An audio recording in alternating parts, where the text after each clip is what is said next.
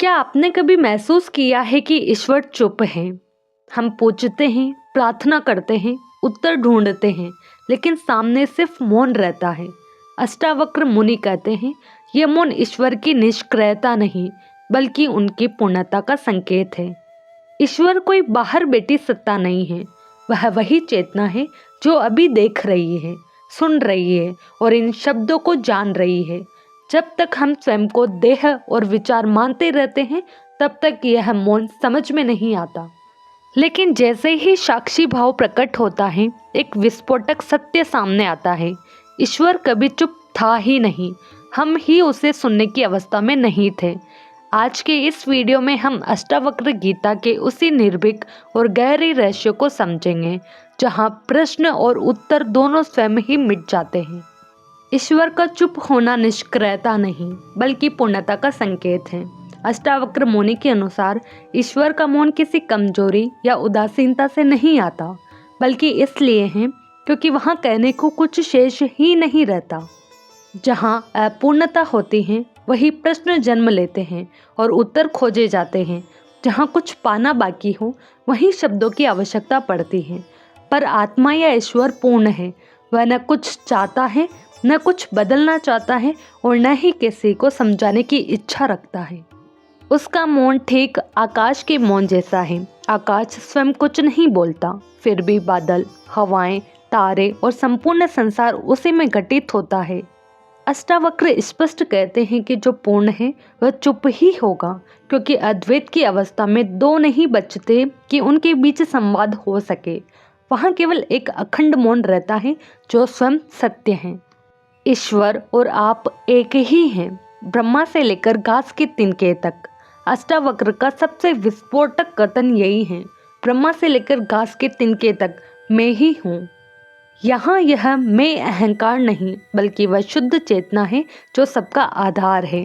अष्टावक्र स्पष्ट कहते हैं कि ईश्वर कोई अलग सत्ता नहीं है, न ही कोई आसमान में बैठा हुआ निर्णायक जो देख रहा है, जो सुन रहा है और जो अभी इन शब्दों को जान रहा है। वही ईश्वर है। आप जब ईश्वर को बाहर खोजते हैं, तभी वह चुप प्रतीत होता है। वास्तव में वह मौन इसलिए है क्योंकि वह आप ही बनकर देख रहा है, और जिस क्षण देखने वाला और देखा गया एक हो जाते हैं, उस क्षण संवाद की आवश्यकता समाप्त हो जाती है। वहाँ केवल अद्वैत की निःशब्द उपस्थिति शेष रह जाती है। गुरु, शास्त्र और ज्ञान ये सब साधन हैं, सत्य नहीं। अष्टावक्र स्वयं शास्त्रों से परे की बात करते हैं और स्पष्ट संकेत देते हैं कि कोई भी ग्रंथ, उपदेश या ज्ञान स्वयं सत्य नहीं हो सकता, वह केवल सत्य की ओर इशारा करता है। ज्ञान आपको दरवाजे तक अवश्य लाता है, पर दरवाजे के पार आपको अकेले ही जाना होता है। वहाँ न गुरु साथ चलता है, न शास्त्र, न शब्द। यदि आप शब्दों को ही पकड़कर बैठ जाते हैं, तो वही शब्द बंधन बन जाते हैं। अष्टावक्र की दृष्टि में सत्य अनुभव है, संग्रह नहीं। इसलिए वे निर्भीक होकर कहते हैं कि अंततः हर सहारे को छोड़ना होगा, तभी वह मौन सत्य स्वयं प्रकट होता है। संसार एक भ्रम है, एक ऐसा नाटक जो अपने आप चल रहा है। अष्टावक्र संसार को मिथ्या कहते हैं, जिसका अर्थ यह नहीं है कि संसार अस्तित्वहीन है, बल्कि यह है कि जिस रूप में आप उसे अंतिम सत्य मान रहे हैं, वह वैसा नहीं है। सुख दुख, लाभ हानि, आना जाना, उत्थान पतन, सब कुछ समय की धारा में स्वतः घटित हो रहा है। वहाँ न कोई कर्ता है, न कोई नियंत्रक। ईश्वर कोई निर्देशक नहीं है जो बीच बीच में हस्तक्षेप करे। वह तो केवल साक्षी है, जैसे कोई नाटक को शांत भाव से देख रहा हो। मनुष्य दुखी इसलिए होता है क्योंकि वह स्वयं को नाटक का पात्र मान लेता है, जबकि वास्तव में वह दर्शक है। ईश्वर चुप नहीं है, वह बस इस नाटक में कूदता नहीं, क्योंकि देखने वाला स्वयं उससे अलग नहीं है। विचार ही दुख का मूल कारण है। अष्टावक्र यहाँ बहुत सीधा और निर्भीक वार करते हैं। उनके अनुसार दुख बाहर से नहीं आता, वह भीतर उठने वाले विचारों से जन्म लेता है, और उन सभी विचारों की जड़ एक ही है, मैं यह शरीर हूँ। जैसे ही यह धारणा बनती है, मन सीमित हो जाता है और उसी के साथ डर, अपेक्षा और असुरक्षा पैदा होती है। तब मन प्रश्न उठाता है कि ईश्वर क्यों चुप है। अष्टावक्र का उत्तर स्पष्ट है, ईश्वर चुप नहीं है। आपका मन अत्यधिक शोर कर रहा है। जिस दिन विचार शांत हो जाते हैं उसी दिन यह सच्चाई प्रकट होती है कि ईश्वर कभी मौन था ही नहीं। आप ही सुनने की अवस्था में नहीं थे। मुक्ति कोई विशेष अनुभव नहीं बल्कि सभी अनुभवों से स्वतंत्रता है।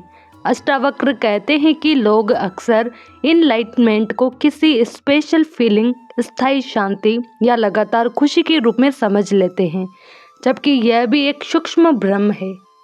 मुक्ति का अर्थ यह नहीं है कि जीवन में कभी दुख आएगा ही नहीं या मन हमेशा शांत रहेगा। मुक्ति का अर्थ है कि सुख आए तो भी आप मुक्त हैं और दुख आए तो भी आप मुक्त हैं, क्योंकि आप उन अनुभवों से बंधे नहीं हैं। अनुभव आते जाते रहते हैं, पर आप उनसे पहले भी थे और उनके बाद भी रहते हैं। यह समझ श्रोता के भीतर छिपे उस भ्रम को तोड़ देती है कि मुक्ति कोई अवस्था है जिसे पकड़ा जा सकता है। वास्तव में मुक्ति तो पकड़े जाने की आदत से ही मुक्त हो जाना है। क्रिया की आवश्यकता नहीं, जान लेना ही मुक्ति है। यही अष्टावक्र की सबसे क्रांतिकारी घोषणा है। वे कहते हैं कि मुक्ति के लिए न तपस्या आवश्यक है, न योग, न मंत्र और न ही साधनाओं की कोई लंबी सूची, क्योंकि मुक्ति किसी कर्म से नहीं बल्कि सही दृष्टि से होती है। जैसे ही यह स्पष्ट देख लिया जाता है कि मैं शरीर नहीं हूँ, मैं विचार नहीं हूँ, मैं शुद्ध और निर्लिप्त चेतना हूँ, उसी क्षण बंधन अपने आप ढह जाता है। यह ठीक वैसा ही है जैसे अंधेरे में रस्सी को सांप मान लेना और रोशनी होते ही सांप को अपने आप लुप्त हो जाना। सांप को मारना नहीं पड़ता, बस सत्य को जानना पड़ता है। मौन का अर्थ निष्क्रियता नहीं बल्कि सहज क्रिया है। अष्टावक्र की शिक्षा को सुनकर कई लोगों के मन में यह प्रश्न उठता है कि तो क्या कुछ करना ही नहीं? पर सत्य यह है कि मौन में भी क्रिया होती है, बस वह अहंकार से नहीं, स्वाभाविक रूप से होती है। जैसे सांस चलती है बिना यह भाव किए कि मैं सांस ले रहा हूँ, वैसे ही मुक्त अवस्था में जीवन की क्रियाएं घटित होती रहती हैं। अंतर केवल इतना है कि वहाँ मैं करता हूँ का बोझ नहीं रहता। यह समझ जीवन को रोकती नहीं बल्कि उसे हल्का, सरल और स्वाभाविक बना देती है। और यही अष्टावक्र की दृष्टि में वास्तविक स्वतंत्रता है। साक्षी भाव वह अवस्था है जहाँ प्रश्न और उत्तर दोनों स्वयं ही मिट जाते हैं। अष्टावक्र का अंतिम संदेश यही है कि उस स्थिति में स्थिर हो जाओ जहाँ न पूछने वाला शेष रहता है और न उत्तर देने वाला। वहाँ आप केवल देख रहे होते हैं, बिना जुड़ाव, बिना प्रतिरोध, बिना किसी चाह के। वही अवस्था ईश्वर है, वही मौन है और वही पूर्णता है। इस बिंदु पर यह स्पष्ट हो जाता है कि आप किसी वस्तु या अनुभव को पाने नहीं आए थे। आप तो वही हैं जिसे आप अब तक खोजते रहे थे। वही खोज समाप्त होती है और केवल होना शेष रह जाता है। साक्षी भी अंततः छोड़ा जाता है। यही अष्टावक्र का अंतिम और सबसे सूक्ष्म सत्य है। प्रारंभ में मैं साक्षी हूँ का भाव एक सहारा बनता है, क्योंकि वह आपको देह और मन की पहचान से अलग करता है। पर अष्टावक्र यही रुकते नहीं, वे इससे भी एक कदम आगे ले जाते हैं।